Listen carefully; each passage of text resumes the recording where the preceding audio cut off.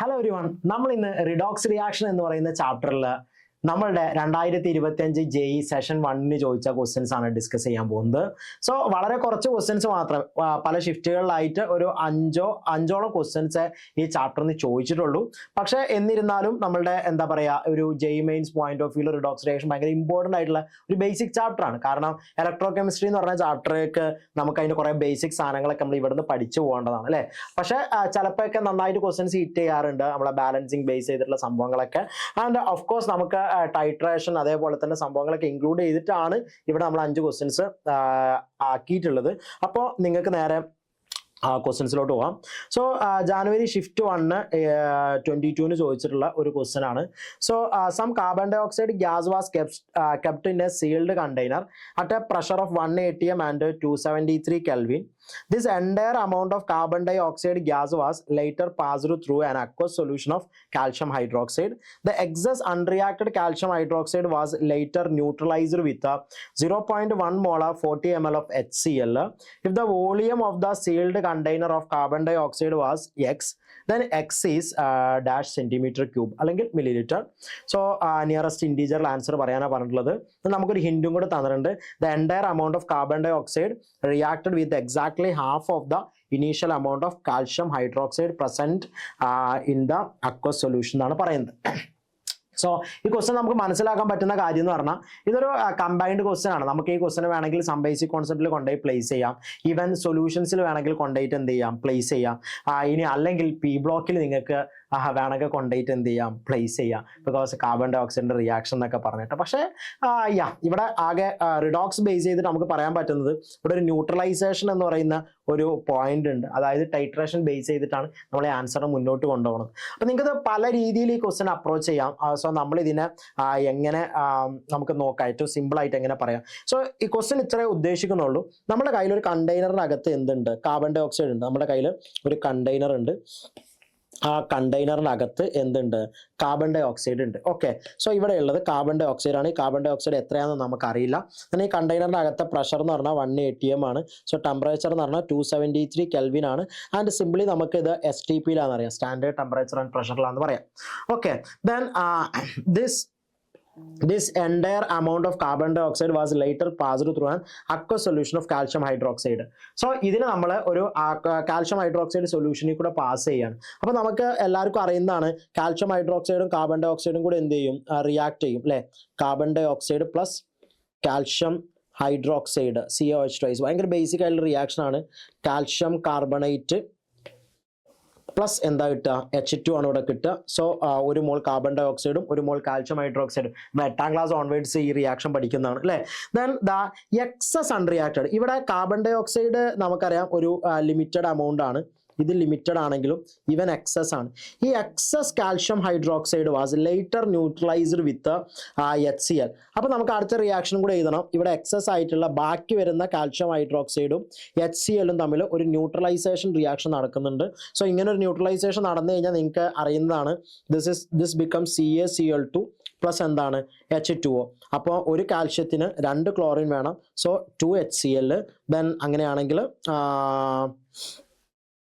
2 H2O.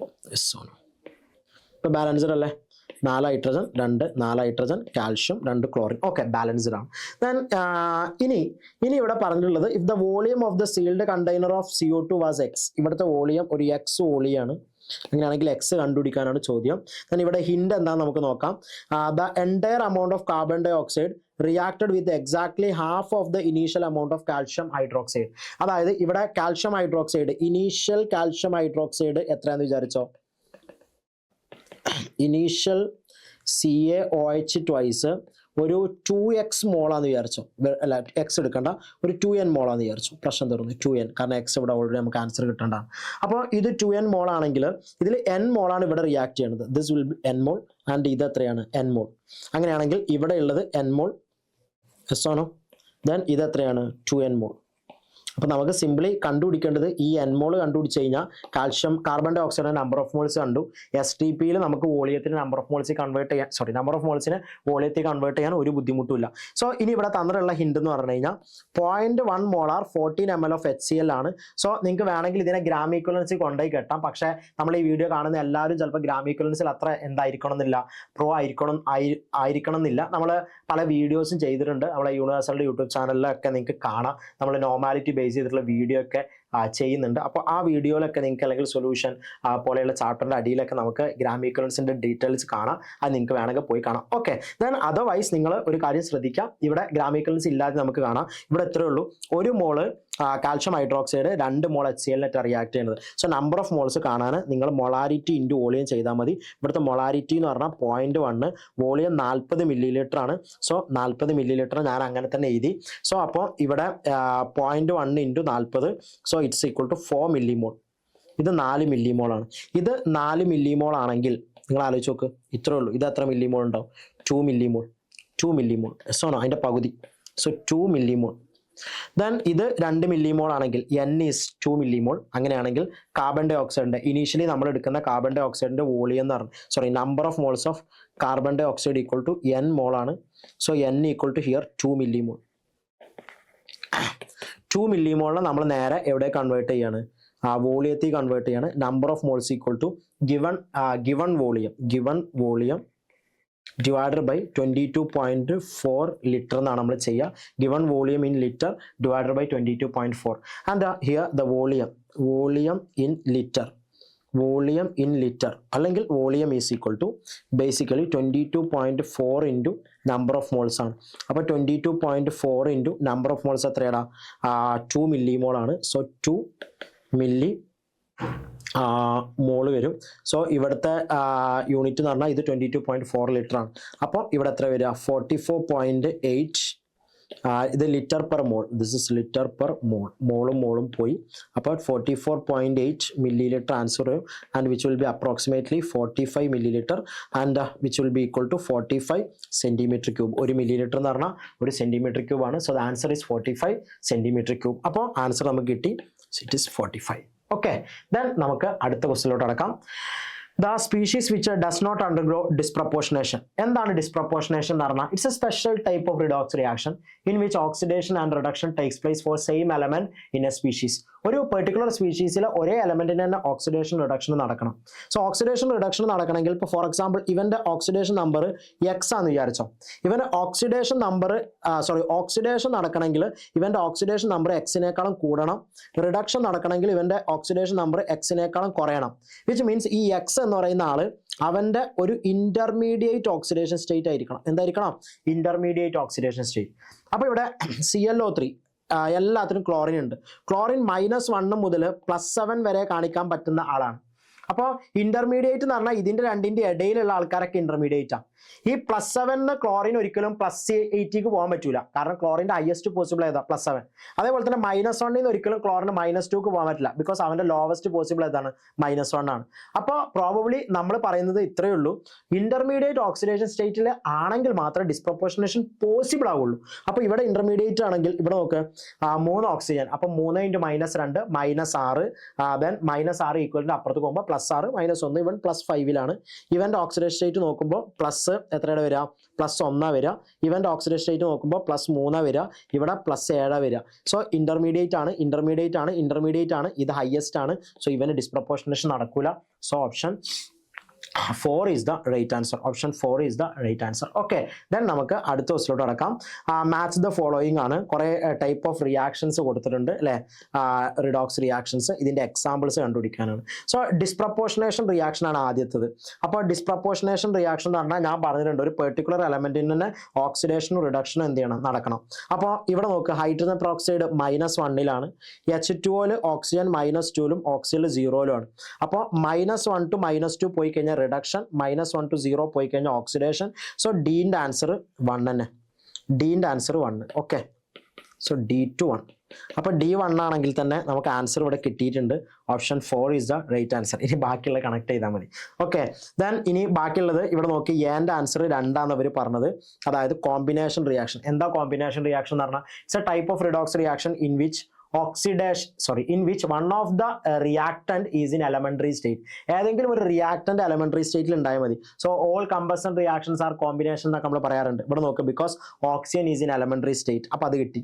ഇനി എന്താണ് decomposition reaction? ഏതെങ്കിലും ഒരു പ്രൊഡക്റ്റ് elementary സ്റ്റേറ്റിൽ ഉണ്ടായാൽ മതി. കണ്ടോ, ഇവിടെ സോഡിയം ഹൈഡ്രജൻ elementary സ്റ്റേറ്റിലാണ്. സോ ബീൻ്റെ ആൻസർ അപ്പോൾ ഏതാണ്? 3 ആണ് വരിക. ബീൻ്റെ ആൻസർ 3 ആണ്. ഇനി സീൻ്റെ ആൻസർ ഏതാ വരിക? സീൻ്റെ ആൻസർ 4 ആണ് വരിക. Because displacement. എന്താ ഡിസ്പ്ലേസ്മെന്റ് എന്ന് പറഞ്ഞാൽ ഒരു എലമെന്റ് വേറെ എലമെന്റ് ഡിസ്പ്ലേസ് ചെയ്യണം. ഇവിടെ ഓക്സിജന്റെ കൂടെ ഉള്ളത് വനേഡിയാണ്. സോ വനേഡിയത്തിനെ കാൽഷ്യം ഡിസ്പ്ലേസ് ചെയ്തു. കണ്ടോ, വനേഡിയം ഒറ്റക്കായി. ഇപ്പൊ കാൽഷ്യം വിത്ത് ഓക്സിജൻ. അപ്പോൾ അത് ഡിസ്പ്ലേസ്മെന്റ് ആണ്. ഓക്കെ, എല്ലാം കിട്ടി. It's very simple. Okay, then നമ്മൾ അടുത്ത ക്വസ്റ്റ്യനിലോട്ട് നടക്കുകയാണ്. സോ വലിയൊരു ക്വസ്റ്റ്യന് ദെൻ സ്റ്റേറ്റ്മെന്റ് ആണ് തോന്നുന്നു. 2 സ്റ്റേറ്റ്മെന്റ് ഉണ്ട്. ദെൻ ഇവരെ ചോദിച്ചിട്ടുള്ളത് എന്താണ്? കറക്റ്റ് ആൻസർ ആണ് ചോദിച്ചിട്ടുള്ളത്. സോ ഓക്കെ, കറക്റ്റ് സ്റ്റേറ്റ്മെന്റ് ആണ്. ഏതാണ് ട്രൂ, ഏതാണ് ഫാൾസ്? സോ ടൈട്രേഷൻ ബേസ് ചെയ്തുള്ള ക്വസ്റ്റ്യൻ ആണ്. നിങ്ങൾക്ക് ഒരു പ്രാക്ടിക്കൽ കെമിസ്ട്രിയിൽ വേണമെങ്കിൽ കൊണ്ടുപോയിട്ട് എന്ത് ചെയ്യുക, ഇതിനെ കെട്ടാം. നമുക്ക് അങ്ങനെ ഒരു ചാപ്റ്റർ ഉണ്ട് ഇപ്പോൾ, പ്രാക്ടിക്കൽ കെമിസ്ട്രി അല്ലെങ്കിൽ നമ്മുടെ ലബോറട്ടറി കെമിസ്ട്രി എന്ന് പറയുന്ന, അല്ലെങ്കിൽ എക്സ്പെരിമെന്റൽ കെമിസ്ട്രി എന്ന് പറഞ്ഞൊരു ചാപ്റ്റർ. അപ്പോൾ അത് ബേസ് ചെയ്തിട്ട് പറയാം. ഓർ റിഡോക്സ് റിയാക്ഷനിൽ കൊടുത്തിട്ട് അങ്ങനെ വേണമെങ്കിൽ അങ്ങനെ പറയാം, എങ്ങനെ വേണമെങ്കിൽ നിങ്ങൾക്ക് പറയാം. സോ ടൈട്രേഷൻ ആണ് ബേസിക്കലി ഇവിടുത്തെ ഒരു ഹൈലൈറ്റ് എന്ന് പറഞ്ഞു കഴിഞ്ഞാൽ. നമുക്ക് എന്താ നോക്കാം. In the oxalic acid versus KMnO4. Oxalic acid versus KMnO4 നമ്മളൊക്കെ സ്കൂളിൽ ചെയ്യുന്ന പെമാംഗനോമെട്രി ടൈട്രേഷനിലൊക്കെ നിങ്ങൾ എല്ലാവരും യൂസ് ചെയ്തിട്ടുണ്ടാവും ഈ titration. In the presence of dilute H2SO4 acidic മീഡിയത്തിലാണ് നമ്മൾ നടത്തുന്നത്. Titration, the solution needs to be heated initially to 60 degrees Celsius, but no heating is required in ferrous ammonium sulphate versus KMnO4 titration. അതായത് ഇത്രയേ ഉള്ളൂ. Oxalic acid versus KMnO4 ടൈട്രേഷനിൽ നിങ്ങൾ initially heat ചെയ്യണം. പക്ഷേ ferrous ammonium sulphate ആണ് നിങ്ങൾ use ചെയ്യണമെങ്കിൽ, ferrous ammonium sulphate എന്ന് പറഞ്ഞാൽ ബേസിക്കലി ആരാണ്? നമ്മൾ Fe2+ ആണ്. ഫെറസ് അമോണിയം സൾഫേറ്റ് എന്ന് പറഞ്ഞാൽ ബേസിക്കലി ഫെറസ് അല്ലേ, Fe2+ വേഴ്സസ് KMnO4. ഓക്കെ, ഇവിടെ ഓക്സാലിക് ആസിഡ് വേഴ്സസ് KMnO4. ആരാ oxalic acid? It is basically COO- twice അല്ലേ, അല്ലെങ്കിൽ C2O4 2-. അപ്പോൾ ഇവിടെ നമ്മൾ അങ്ങനെ ഒരു ഹീറ്റ് എന്ത് ചെയ്യണ്ട, കൊടുക്കണ്ടെന്നാണ് പറയുന്നത്. സോ അത് ശരിയാണോ? വളരെ കറക്റ്റാണ്. കാരണം KMnO4 ടൈട്രേഷൻ അല്ലെങ്കിൽ പെമാംഗനോമെട്രി ടൈട്രേഷൻ്റെ പ്രത്യേകത ഉണ്ട്. ഇവിടെ KMnO4ന്റെ പ്രൊഡക്റ്റ്, ഈ ടൈട്രേഷൻ നമ്മൾ എഴുതുമ്പോൾ ഇവിടുത്തെ പ്രൊഡക്റ്റ് എന്ന് പറഞ്ഞു കഴിഞ്ഞാൽ, ഇവിടെ നോക്ക്, ഇത് MnO4- C2O4 2- അല്ലേ. ഇതിൻ്റെ പ്രൊഡക്റ്റ് എന്ന് പറഞ്ഞാൽ അസിഡിക് മീഡിയ ആണെങ്കിൽ മാംഗനീസ് എന്തായിട്ട് മാറും? Mn2+ ആയിട്ട് മാറും. C2O4 എന്തായിട്ട് മാറും? കാർബൺ ഡൈ ഓക്സൈഡ് ആയിട്ട് മാറും. ദെൻ ഇനീഷ്യലി ഈ റിയാക്ഷൻ ഞാൻ നോർമൽ ടെമ്പറേച്ചറിലാണ് നടത്തുന്നതെന്ന് വിചാരിച്ചോ. ഈ റിയാക്ഷൻ ഇനീഷ്യേറ്റ് ചെയ്യാൻ ഭയങ്കര സമയമെടുക്കും. കാരണം ഈ MnO4- ഓക്സാലിക് ആസിഡ് റിയാക്ട് ചെയ്യാൻ സ്വാഭാവികമായിട്ടും അത് ഇനീഷ്യലി കുറച്ച് ടൈം എടുക്കും. പക്ഷെ ആ ടൈം എടുത്തു കഴിഞ്ഞാൽ കുറച്ച് കഴിഞ്ഞാൽ Mn2+ ഉണ്ടായി കഴിഞ്ഞാൽ ഇതിൻ്റെ റേറ്റ് അല്ലെങ്കിൽ റേറ്റ് ഓഫ് കെമിക്കൽ റിയാക്ഷൻ എന്ത് ചെയ്യും? കൂടിക്കൊണ്ടിരിക്കും. കാരണം Mn2+ അവിടുത്തെ ഒരു കാറ്റലിസ്റ്റ് ആണ്. So this catalyst is known as auto catalyst. പക്ഷെ നമുക്കറിയാം നമ്മൾ ചെയ്യുന്നത് എന്താണ്? വോളിയോമെട്രിക് അനാലിസിസ് ആണ്. അപ്പോൾ വോളിയോമെട്രിക് അനാലിസിസിൽ നമുക്ക് റേറ്റ് നോക്കലല്ല നമ്മളെ പണി. നമ്മൾ നോക്കുന്നത് ഇതിൻ്റെ എന്താണ്, നമ്പർ ഓഫ് മോൾസ് അല്ലെങ്കിൽ അമൗണ്ട് അല്ലെങ്കിൽ വോളിയം അല്ലെങ്കിൽ അവൻ്റെ സ്ട്രെങ്ത് കണ്ടുപിടിക്കൽ നമ്മളെ പണി. അപ്പോൾ അതിൽ നിങ്ങൾ ഇനീഷ്യലി കുറേ സമയം എടുത്ത് ചെയ്യുന്നതിൽ അർത്ഥമില്ല. അപ്പോൾ അതുകൊണ്ട് തന്നെ നമ്മൾ എന്ത് ചെയ്യും, ഈ ഇനീഷ്യലി ഈ റിയാക്ഷൻ ഒന്ന് ഫാസ്റ്റ് ആകാൻ വേണ്ടിയിട്ട് കുറച്ച് ഹീറ്റ്, അതായത് നമ്മൾ കുറച്ച് ത്രഷോൾഡ് എനർജിക്ക് പകരം നമ്മൾ എന്ത് ചെയ്യാണ്, കുറച്ച് ഹീറ്റ് കൂട്ടി കൊടുക്കുകയാണ്. അപ്പോൾ നമുക്കറിയാം ഒരു ടെമ്പറേച്ചർ കൂട്ടുമ്പോൾ ഒരു കെമിക്കൽ റിയാക്ഷൻ സ്വാഭാവികമായിട്ടും എന്താവും, ഫാസ്റ്റർ ആവും. സോ അങ്ങനെ ഫാസ്റ്റർ ആക്കാൻ വേണ്ടിയിട്ട് നമ്മൾ ടെമ്പറേച്ചർ എന്ത് ചെയ്യാണ്, ഇനീഷ്യലി നമ്മൾ കുറച്ച് ടെമ്പറേച്ചർ കൂടുതൽ കൊടുക്കുകയാണ്. അപ്പോൾ ഞാൻ 60 ഡിഗ്രി സെൽഷ്യസിൽ ഈ റിയാക്ഷൻ നടക്കുമ്പോൾ ഈ ഇനീഷ്യലി ഉള്ള ഈ ഒരു മന്ദപ്പ് അല്ലെങ്കിൽ ഈ ഒരു മന്ദഗതി എന്ത് ചെയ്യാൻ പറ്റും, ഒരു നമുക്കൊന്ന് നിയന്ത്രിക്കാൻ പറ്റും. അപ്പോൾ സ്വാഭാവികമായിട്ട് ഈ റിയാക്ഷൻ എന്താവും, ഇനീഷ്യലി തന്നെ കുറച്ച് ഫാസ്റ്റ് ആവും. ദെൻ ആഫ്റ്റർ സംടൈംസ് Mn2+ ഉണ്ടായി കഴിഞ്ഞാൽ കാറ്റലൈസിസും അവിടെ നടക്കും, കുഴപ്പമില്ല. പക്ഷേ അങ്ങനെയാണെങ്കിൽ നിങ്ങൾ ചോദ്യം ചോദിക്കുന്നുണ്ടാവും, സാറേ Mn2+ അല്ലേ ഉണ്ടാവുന്നത്, അങ്ങനെയാണെങ്കിൽ Fe2+ ഇതേപോലെ MnO4- റിയാക്ട് ചെയ്താലും പ്രൊഡക്റ്റ് ആസിഡിക് മീഡിയത്തിൽ Mn2+ഉം Fe3+ അല്ലേ. അപ്പോൾ എന്താണ് നിങ്ങളുടെ പ്രശ്നം? ഈ റിയാക്ഷനിൽ Mn2+ ഉണ്ടാവുന്നില്ലേ? അപ്പോൾ ഇനീഷ്യലി റിയാക്ഷൻ ഫാസ്റ്റ് ആക്കാൻ കുറച്ച് ഹീറ്റ് ചെയ്ത് എന്താ പ്രശ്നം? So note the point. Heat ചെയ്യണോണ്ട് നമുക്ക് ഈ റിയാക്ഷൻ മാത്രം MnO4- Mn2+ന്റെ കേസിൽ അവിടെ ഒരു പ്രശ്നമില്ല, അവരെ കൊണ്ട് നമുക്ക് ഹീറ്റ് ചെയ്തുകൊണ്ട് ഒരു പ്രശ്നമില്ല, റിയാക്ഷൻ ഫാസ്റ്റ് ആവും. പക്ഷേ Fe2+ Fe3+ലോട്ടുള്ള കൺവേർഷന് വേറെ ഒരു തരത്തിലും കൂടെ നടക്കാൻ ചാൻസ് ഉണ്ട്. നമ്മുടെ ടൈട്രേഷൻ ഒരു ഓപ്പൺ ബ്യൂററ്റിൽ വെച്ചിട്ടാണ് നടക്കുന്നത്. അവിടെ അറ്റ്മോസ്ഫിയർ ഉണ്ട്, അറ്റ്മോസ്ഫിയറിൽ ആരുണ്ട്, ഓക്സിജൻ ഉണ്ട്. സോ ഈ ഓക്സിജൻ പ്ലസ് Fe2+ ഒരു നോർമൽ ടെമ്പറേച്ചറിൽ ആക്ച്വലി റിയാക്ട് ചെയ്യൂല. പക്ഷേ നിങ്ങൾ ടെമ്പറേച്ചർ കൂട്ടിയെന്ന് വിചാരിച്ചോ, നിങ്ങളൊരു 60°C ടെമ്പറേച്ചർ കൂട്ടിക്കഴിഞ്ഞാൽ ഓക്സിജനും Fe2+ റിയാക്ട് ചെയ്ത് നമുക്ക് വേണ്ടാത്ത ഒരു അൺവാണ്ടഡ് റിയാക്ഷൻ അവിടെ ഇനീഷ്യേറ്റ് ചെയ്യും ആൻഡ് ഇറ്റ് പ്രൊഡ്യൂസസ് Fe3+. അതായത് MnO4- ഉണ്ടാക്കേണ്ട Fe3+ന് പുറമെ O2 കൂടി ആരെ പ്രൊഡ്യൂസ് ചെയ്യും? Fe3+. വിച്ച് മീൻസ് നമ്മൾ എന്തിനാണ് കണ്ടുപിടിക്കുന്നത്? നമ്മൾ പ്രോബ്ലി MnO4- ഒക്കെ സ്ട്രെങ്ത് കണ്ടുപിടിക്കാൻ വേണ്ടിയിട്ട് അത് ചെയ്യുന്നുണ്ടാവുക. അപ്പൊ അങ്ങനത്തെ ഒരു റിയാക്ഷൻ അല്ലെങ്കിൽ ഇവന്റെ സ്ട്രെങ്ത് കണ്ടുപിടിക്കാനോ ഇത് ചെയ്യുന്നുണ്ടാവുക. പക്ഷെ അങ്ങനത്തെ ഒരു റിയാക്ഷനിൽ നമുക്ക് പ്രോബബിളി ഒരു എറർ വരും. കാരണം നമുക്കറിയാത്ത, നമുക്ക് ആവശ്യമില്ലാത്ത ഒരു അൺവാണ്ടഡ് ചങ്ങായി അവിടെ എന്ത് ചെയ്യുന്നുണ്ട്? റിയാക്ട് ചെയ്യുന്നുണ്ട്. ദാറ്റ്സ് വൈ നമ്മൾ ഇതിനെ നോർമൽ ടെമ്പറേച്ചർ കുറച്ച് സ്ലോ ആയിട്ട് നടന്നാലും കുഴപ്പമില്ല, എറർ ഉണ്ടാവാൻ പാടില്ല എന്നുള്ള അർത്ഥത്തിൽ നമ്മൾ ഇതിനെ നോർമൽ ടെമ്പറേച്ചറിലാണ് എടുക്കുക. ഓക്കെ, ദെൻ സ്റ്റേറ്റ്മെന്റ് 1 കറക്റ്റ് ആണ് guys. Statement 1 is correct. Then statement 2 നമുക്ക് പോവാം. എന്താണ് സ്റ്റേറ്റ്മെന്റ് 2? വെയിറ്റ്, സ്റ്റേറ്റ്മെന്റ് 2 എവിടെ? So statement 2, yeah, this is statement 2. In oxalic acid versus KMnO4 titration, the initial formation of MnSO4, അതായത് Mn2+ takes place at higher temperature. കണ്ടോ, ഞാൻ പറഞ്ഞു, കാരണം auto catalyst ആണ്. അവിടെ Mn2+ ഉണ്ടാകുന്നത് വരെ അത് സ്ലോ ആണ്. അപ്പോൾ അതുകൊണ്ട് നമ്മൾ ഹയർ ടെമ്പറേച്ചറിൽ നടത്തി കഴിഞ്ഞാൽ നന്നായിട്ട് എന്ത് ചെയ്യും? ഉണ്ടാവും. Then which then act as A catalyst four further reaction. കണ്ടോ, ഈ Mn2+ കാറ്റലിസ്റ്റ് ആയിട്ട് ആക്ട് ചെയ്യും. നമ്മളിപ്പോൾ എക്സ്പ്ലെയിൻ ചെയ്താണ്. അപ്പോൾ അതുവരെ ഒരു തെറ്റുമില്ല. In case of ferrous ammonium sulphate versus KMnO4, heating oxidizes Fe2+ into Fe3+ by oxygen of air and error may be introduced in the experiment in the light of above statement. Okay, yeah, then so നമ്മൾ പറഞ്ഞു തന്നെയാണ്, രണ്ട് statement correct ആണ്. So both statements are true.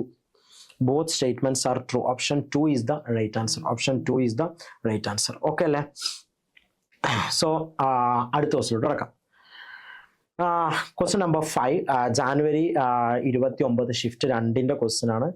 Question ഭയങ്കര simple ആണ്. നോക്കാം, നമുക്ക് lengthy ആയിട്ടൊക്കെ തോന്നാം, പക്ഷെ അത്ര ബുദ്ധിമുട്ടൊന്നുമില്ല തോന്നുന്നു. നോക്കാം. 0.1 molar solution of KI react with, KI എന്ന് പറഞ്ഞാൽ I- react with excess H2SO4. H2SO4 is a medium. Then and KiO3 according to the equation ഒക്കെ തന്നിട്ടുണ്ട്. ബാലൻസ്ഡ് ഇക്വേഷൻ തന്നെയാണ് തോന്നുന്നു കണ്ടിട്ട്. Then identify the correct statement. Okay, നമുക്ക് ആ equation ഒന്ന് ആദ്യം അനലൈസ് ചെയ്യാം. ഇത് I- ആണ്. So 5I- 5I- plus IO3- plus 6H+ gives 3I2 plus 3H2. ആദ്യം റിയാക്ഷൻ ബാലൻസ്ഡ് ആണെന്നാണ് നമുക്ക് തോന്നുന്നത്. നമുക്കൊന്ന് ചെക്ക് ചെയ്യാം. ഇവിടെ 5 iodine plus 1 iodine, 3 × 2 6 iodine. Okay, ഇവിടെ 6 അയഡിൻ, ഇവിടെ 6 iodine, 6 hydrogen, 6 hydrogen. Then oxygen, ഇവിടെ 3 ഓക്സിജൻ, ഇവിടെ 3 ഓക്സിജൻ. ഇനി ചാർജ് ആണ് നിങ്ങൾക്ക് നോക്കാനുള്ളതെങ്കിൽ -5 -1 -6 +6, ഇവിടെ 0, ഇവിടെ 0, എല്ലാം ബാലൻസ്ഡ് ആണ്. സോ നമുക്ക് തന്നിട്ടുള്ള ഇക്വേഷൻ ബാലൻസ്ഡ് ആണ്. അപ്പൊ ബാലൻസിങ് എന്ന് പറഞ്ഞൊരു കടമ്പ അവിടെ ഇല്ല. ഇനി ചോദിച്ചിട്ടുള്ളത് ഇവൻ 0.1 മോളാർ ആണ്. This one is 0.1 molar. Then 0.1 molar I- ആണ് ഇവിടെ റിയാക്ഷന് വേണ്ടി വരുന്നത്. Then according to the equation, ഇനി നമുക്ക് ഒരുപാട് സ്റ്റേറ്റ്മെന്റ് തന്നിട്ടുണ്ട്. 200 ml of KI solution react with 0.004 mole of KiO3. അപ്പോൾ നമ്മൾ ആദ്യം ഇവരുടെ ഒരു സ്റ്റോഷിയോമെട്രി അനലൈസ് ചെയ്യാണ്. സോ ഇത് 5 മോൾ ആണെങ്കിൽ ഇത് എത്ര മോളാടാ? 1 മോള്. ഇതപ്പോൾ എത്ര മോളാണ്?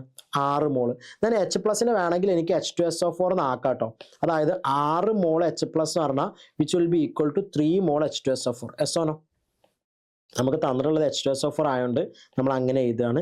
സോ ഇത് 3 മോളാണ്. ഓക്കെ, ദെൻ ഇത് 3 മോളാണ്, ഇതും 3 മോളാണ്. ഇനി അപ്പോൾ ഇവിടെ നിങ്ങൾ അങ്ങനെ ചെയ്യണ്ട, കാരണം KI എന്ന് പറഞ്ഞു കഴിഞ്ഞാൽ 5 K+ കൂടി വരുന്നുള്ളൂ, 5 KI. Then KiO3. അപ്പോൾ ഇത് ഇവിടെ ബാലൻസ് ചെയ്യേണ്ട ആവശ്യമില്ല, ഒക്കെ സെയിം തന്നെ. അതായത് 5 മോൾ KI എന്ന് പറയുന്നത് 5 മോൾ I- പറഞ്ഞത് സെയിം ആണ്. പക്ഷെ 6 മോൾ H+ ഒരിക്കലും 6 മോൾ H2SO4 അല്ല, ഇറ്റ് ഇസ് 3 മോൾ H2SO4. ഇനി നമുക്ക് ഓരോ കേസ് നോക്കാം. So 200 ml of KI solution react വിത്ത് 0.0. അപ്പോൾ ഇവിടെ നമ്പർ ഓഫ് മോൾസ് തന്നിട്ടുള്ളത്. അപ്പോൾ നമുക്ക് നേരെ ഇതിനെ നമ്പർ ഓഫ് മോൾസിലേക്ക് മാറ്റിയാലും മതി. ഇങ്ങനെ ഉള്ളൂ, ഇത്രേ ഉള്ളൂ. ഇവിടെ നോക്ക്, 5 mole KI react with 5 mole KI react with 1 mole KiO3. 1 mole KiO3. Okay. Then ഇവിടെ 200 ml എന്ന് പറഞ്ഞാൽ ഇവിടെ മൊളാരിറ്റി തന്നിട്ടുണ്ട്.